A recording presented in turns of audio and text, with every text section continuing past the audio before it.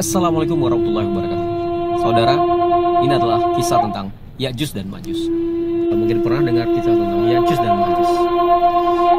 Etnis atau manusia atau sekelompok manusia yang hari ini masih terkubur di dalam tanah, yang lubang-lubang keluarnya ditutup oleh Iskandar Zulkarnain, Nabi Zulkarnain, sehingga sampai hari ini mereka masih terkubur di dalam tanah. Yang jelas salah satu tanda-tanda kiamat atau akhir zaman adalah keluarnya Ya'juj dan Ma'juj. Dan diprediksi jumlahnya akan melebihi jumlah penghuni bumi ini. Tapi di manakah dia sekarang? Di manakah dia terkubur? Di manakah dia akan muncul? Saudara, sahabat saya Tommy Daswir, dengan ilmunya, dengan pengetahuannya, dengan risetnya, dengan penelitiannya melalui keajaiban koordinat, saudara Tommy Daswir bisa menemukan di mana titik Ya'juj dan Ma'juj. Sebagaimana kita ketahui, banyak orang berpikir, menduga-duga Ya'juj dan Ma'juj itu ada di Tembok Cina. Ya'juj dan Ma'juj ada di salah satu negara Azerbaijan atau entah di mana lagi. Tapi dengan penelitian melalui keajaiban koordinat dari ayat-ayat dalam Quran, saudara saya Tommy Daswir bisa melacak di mana koordinat posisi Ya'juj dan Ma'juj sekarang terkubur di dalam bumi. Walau alam, mari kita tonton video ini. Assalamualaikum warahmatullahi wabarakatuh.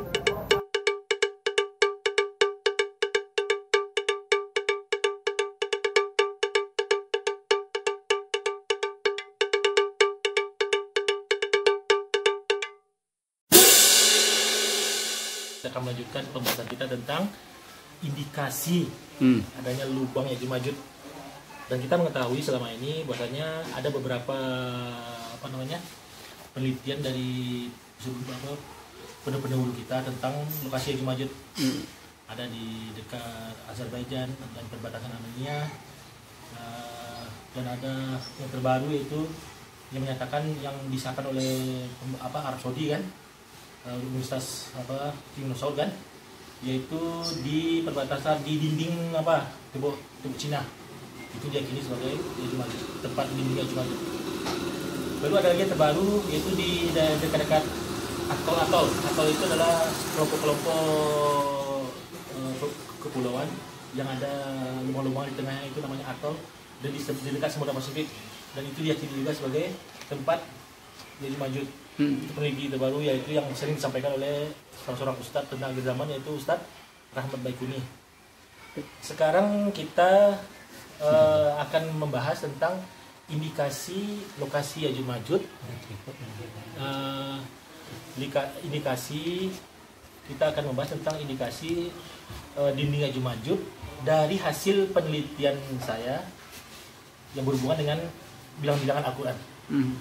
Kita memulainya hanya kita ketika Iskandar Zulkarnain tiba pada suatu negeri yang di negeri itu tidak ada halangan antara penduduk negeri itu dengan matahari. Itu pada ayat, kalau tidak salah ayat 90 di surat Al-Kahfi. Jadi pada ayat ke-90 surat Al-Kahfi diceritakan bahwasanya ketika Iskandar Zulkarnain tiba pada suatu negeri, yang negeri itu penduduknya tidak ada halangan antara mereka dengan matahari. Lalu dalam tafsir Ibnu Katsir diceritakan, diceritakan bahwa dinding itu bukan dinding, lokasi kaum yang ditemui oleh Iskandar Zulkarnain itu yang tidak ada halangan antara mereka dengan matahari, yaitu ciri-ciri mereka disebutkan oleh para sahabat Rasulullah, yaitu salah seorang misalnya seperti Sa'id bin Jubair. Sa'id bin Jubair mengatakan bahwasanya kaum di negeri itu adalah kaum yang tinggal di gua-gua, lalu mereka terisolasi di gua-gua, lalu kerja mereka hanya menangkap ikan. Dan mereka kaum ini adalah kaum yang pertama ditemui oleh Iskandar Zulkarnain. Jadi ciri mereka tadi kata Said bin Jubair, sahabat Rasulullah radhiyallahu anhu, bahwasanya mereka itu bertubuh pendek, berwajah merah di pipinya atau di badan itu merah memerah. Lalu yang ketiga di gua-gua hidupnya, lalu menangkap ikan. Lalu pada waktu itu saya mencoba meneliti tentang lokasi tadi. Ternyata lokasi itu ada di sekitar Mustang. Mustang itu adalah daerah di dekat Nepal. Daerah bagian provinsi Nepal. Di Mustang itu ternyata ada situs gua-gua. Gua-gua yang terletak di tebing tinggi, seperti itu, seperti cadas. Dan tidak mungkin orang bisa memanjatnya. Jadi saya berasumsi pada waktu pertama saya meneliti, sebelum saya meneliti ini saya berdoa kepada Allah, ya Allah berikanlah saya ilmu tentang Ya'juj Ma'juj. Dalam 3 hari itu saya diarahkan kepada Mustang, sama Allah kan, saya kumpulkan ada tentang Mustang. Ternyata di Mustang itu memang terdapat situs-situs lubang-lubang bekas peninggalan masyarakat yang ada di Mustang itu, dan letak rumah-rumahnya itu memang di atas ketinggian di tebing dan tidak bisa dipanjat oleh manusia jika dia tidak pakai alat yang khusus misalnya. Lalu di bawahnya memang mengalir sungai-sungai dan situlah tempat menangkap ikan. Nah, seperti itu. Itulah warga-warga di Mustang, dan ternyata orang Mustang itu adalah kebanyakan orang beragama Buddha dan Hindu. Dan kita tahu bahwasanya peradaban Hindu dan Buddha itu memang peradaban sekitar 4.000 tahun sebelum Masehi. Dan itu dimungkinkan sekali mereka itu berhubungan langsung dengan Ya'juj Ma'juj. Itu asumsi pertama saya. Lalu penelitian selanjutnya dilanjutkan dengan ayat sampai ayat ke 93 dari surah Al-Kahfi.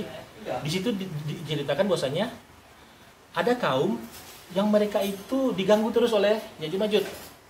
Nah, mereka itu diganggu terus oleh Ya'juj Ma'juj dan dia meminta kepada Iskandar Zulkarnain untuk membuatkan dinding antara mereka dengan Ya'juj Ma'juj. Lalu Iskandar Zulkarnain menyuruh mereka untuk mengumpulkan tembaga-tembaga.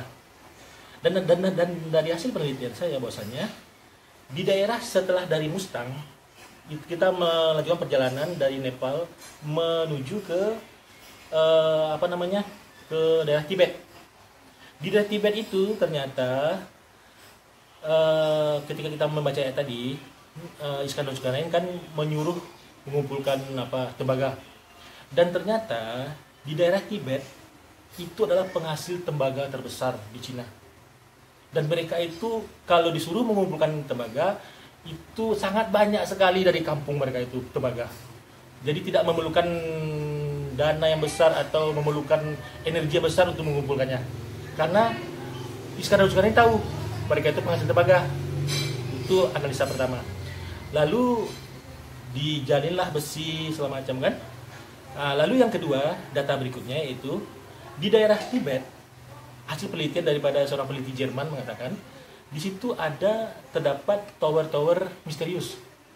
Jadi ada tower-tower, menara-menara yang umur menara-menara itu ada yang 1.500 tahun, ada yang 2.000 tahun, ada yang 600 tahun, ada 700 tahun, dan umurnya beda-beda. Dan itu kebiasaan orang Tibet membuat menara-menara dari antar bukit ke bukit. Dan itu sangat misterius kata orang Jerman. Dan sampai sekarang dia tidak tahu kenapa menara-menara itu dibuat. Dan hasil analisa saya dari hasil dihubungkan dengan Al-Quran. Lalu yang kedua, data dari orang Jerman tadi mengatakan antara satu desa dengan desa yang lain sekarang ini mereka saling tidak mengetahui pembicaraan gitu. Sulit sekali mengetahui pembicaraan mereka. Itu data sekarang, fakta sekarang. Orang di Tibet itu dari kampung 1 dengan kampung 2 bahasanya udah berlainan. Dan orang peneliti dari Jerman tadi sulit sekali untuk melihat data mereka. Dan mereka ini tidak memiliki data historik, tidak memiliki peninggalan sejarah yang bisa dibaca atau apa. Nah, itu ciri-ciri mereka. Lalu yang berikutnya, kalau kita lihat bahasanya lalu menara itu jumlahnya sekitar 600 menara. Seperti kita ketahui bahasanya, saya berasumsi, berikutnya saya masih berasumsi karena saya belum sampai ke 2 buah gunung yang disebutkan dalam Al-Quran. Asumsi saya timbul lagi asumsi bahasanya Mungkin menara-menara ini digunakan oleh masyarakat setempat untuk memberitahu kepada orang di kampung, dari kampung ke kampung, bahwasanya Ya'juj Ma'juj akan datang. Jadi ketika Ya'juj Ma'juj datang ke kampung mereka, mereka memberi kabar dari menara ke menara. Nah, itu gunanya menara-menara tersebut, dan itu asumsi pertama. Lalu sampailah kaum muslimin di tempat lokasi yang Allah bilang sebagai lokasi dua buah bukit, dua buah gunung. Jadi ya Iskandar Zulkarnain menemukan situs yang disampaikan oleh kaum yang ada di situ, ada di antara dua buah gunung terdapat lubang, dan di lubang itulah tempat tempat tinggal Ya'juj dan Ma'juj, dan itu minta ditutup, dibuat dinding oleh masyarakat kepada Iskandar Zulkarnain. Dan hasil penemuan saya yang mengejutkan sekali pada hari ketiga, saya dengan anak-anak saya, dengan semuanya menjadi saksi, kami sama-sama terkejut melihat koordinat yang ada di dua gunung itu sama-sama koordinatnya, yaitu koordinatnya 93. Dan 93 itu dalam surah Al-Kahfi adalah dua buah gunung. Hah, dua buah gunung? Kami terperanjat. Anak saya juga terperanjat. Kami mengikuti dalam 3 hari itu penelitian tadi kan, sampailah ke dan 100 dari satu derajat ke derajat berikutnya itu 100. Dan yang dipakai salah satu untuk mengukur koordinat di puncak Mount Everest, yang diukur untuk menentukan puncak Mount Everest tadi, yaitu jarak desimal yang dipakai. Salah satu yang dipakai yaitu jarak desimal, dan jarak desimalnya itu 93 menit. Itu puncak pertama, itu puncak Mount Everest. Lalu puncak kedua di sebelahnya adalah puncak Lhotse. Lhotse itu puncaknya 93 menit juga. Jadi ada dua buah gunung dalam Al-Quran, dan itu surah Al-Kahfi ayat 93, tepat di kedua bukit tadi. Dan pada kenyataan sekarang kita mengetahui bahasanya orang-orang yang memanjat gunung Mount Everest itu semuanya berasal dari Nepal, dari Kathmandu. Mereka memanjat Mount Everest melalui jalan-jalan dari Kathmandu menuju ke Nepal. Sementara sisi belakang daripada Mount Everest itu adalah sisi yang dimiliki oleh Cina, yaitu Tibet. Daerah Tibet. Daerah Tibet ini dalam sejarah perjalanan menuju ke Mount Everest hampir-hampir tidak pernah dipakai, tidak pernah disentuh untuk memanjat Mount Everest. Dan ternyata dalam penemuan selanjutnya itu tepat di antara dua buah gunung tadi, yaitu di bawahnya antara dua buah gunung tadi, ini adalah puncak Mount Everest, dan ini adalah puncak Lhotse, dua buah gunung tadi kan, gunung yang tertinggi di dunia. Tepat di bawahnya itu koordinatnya 97, ada angka 97 derajat, 97 menit. Dan 97 menit itu dalam surat Al-Kahfi tepat pada ayat yang ke-97, Allah menyatakan bahwasanya di lubang itu akan akan Allah tepat di lubang itu Allah akan hancurkan. Itu ayat nomor 97. Nanti di akhir zaman akan hancur itu. Dan itu juga dilanjutkan dalam surat 21 ayat 94 sampai 90 tentang kehancuran lubang Ya'juj Ma'juj dalam surat 21.